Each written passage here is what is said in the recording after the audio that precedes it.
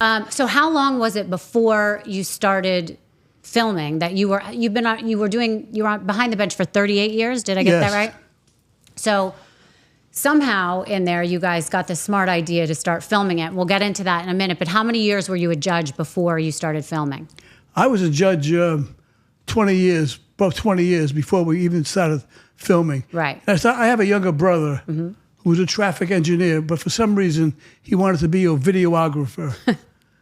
So he came to see me to help him buy some cameras to be a videographer because he thought he could film all these events because the state of Rhode Island had a public access state. They had just formed a public access station. Right. And he was able to secure 2 hours a day on public access. Right. And there was such competition for it. He felt so proud of himself. Right. I have 2 hours a day on public access. That's a lot of time back then, yeah. The problem was he didn't have the content to put on. So he was befuddled. And my wife suggested, why don't you film your brother's court program? And what was your reaction? My reaction was absolutely not. I don't want him in the courtroom. Well, you know who won that argument. Right, exactly.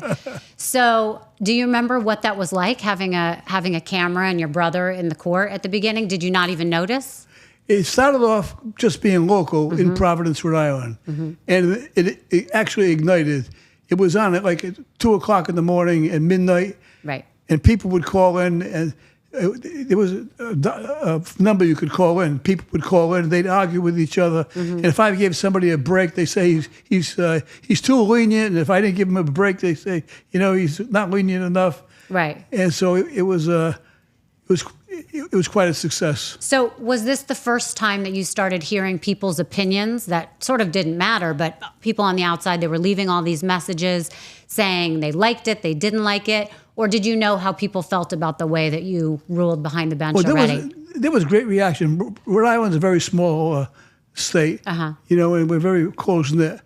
But the reaction was that at night, everyone would watch it, and they'd deliberately call in and say some terrible things about me because they knew that someone would then call in and defend me. So it was the defense and the prosecutors. Right. Interesting. So that happened for many years, I hear, that you were on public access and then local TV, and then you started Facebook Watch. And that's kind of where it blew up, right? And people started to really see that this was something and people really liked it. And then it became syndicated. Yes. Right. So what did you think? Like, why do you think this had such traction? Why do you think people loved it so much? I think because we dealt with the human element. I think it was how I handled people who came before the court. Yeah. I always subscribed to the theory that there was always a story behind the story. Someone may perform a particular act because there's something in their life. They may be unemployed. They may have 5 children. Maybe they can't eat that night. Maybe they lost their house to foreclosure. You never know what the issues were or are in people's lives. Right. And I always tried to probe before I made a decision to find out what they were. Right. So you picked a number of really good stories for your book. How did you decide how to narrow it down to just the stories you put in the book? Because I'm sure there was so many stories to add in the book. How did you pick the ones that you? It was very difficult because every day I'm hearing, "Why didn't you tell this story?" or "Why didn't you tell that one?" I may have to write another book. Yeah, exactly.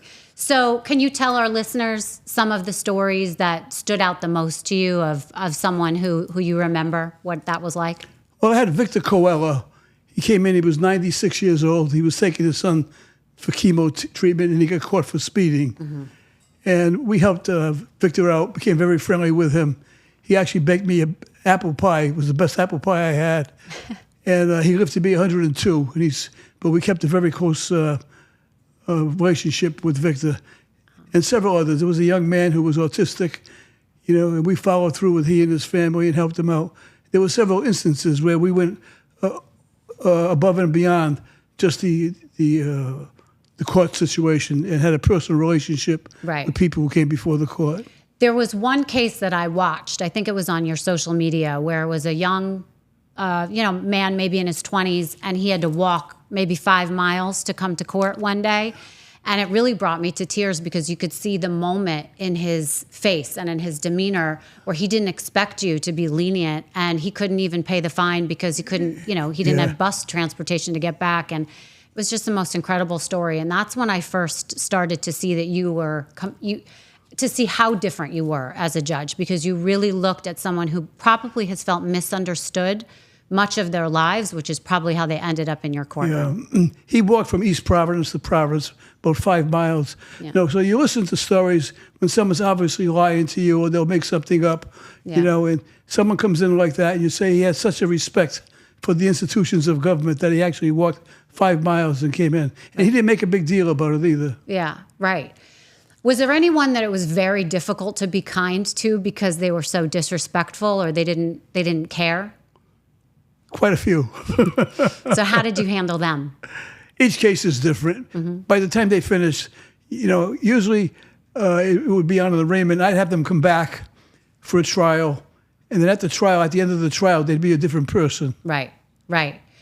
Are there any stories that to this day, and I don't mean the stories of what happened in the courtroom, but the person themselves that you remember and it really bothered you, either their circumstance or something that you really remember and you wonder how they are now?